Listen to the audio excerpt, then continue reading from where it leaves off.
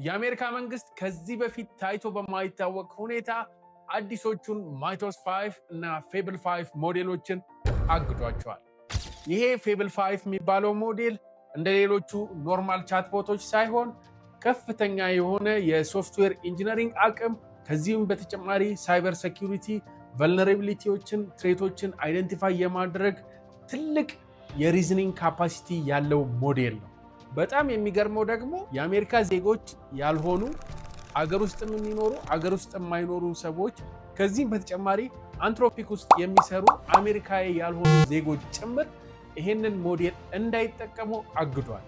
ስለዚህ አንትሮፒክም አማራጭ ስለሌለው የኤፒአይ ፕላትፎርሙን ኮምፕሊትሊ ሸት ዳውን አድርጎታል። እንግዲህ በቀጣይ የኤአይ ቴክኖሎጂ ኮምፕሊት ወደሆነ የጋቨርንመንት ሬጉሌሽን ሲስተም ውስጥ ሊገባ እንደሚችል ትልቅ ማሳያ ነው የሆነው።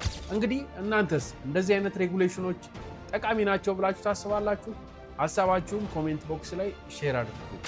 ስለ ኤአይ ስለ ፊውቸር ቴክ ማወቅ የምትፈልጉ ከሆነ ፎሎ ማድረግ እንዳይረሳ። ቻው።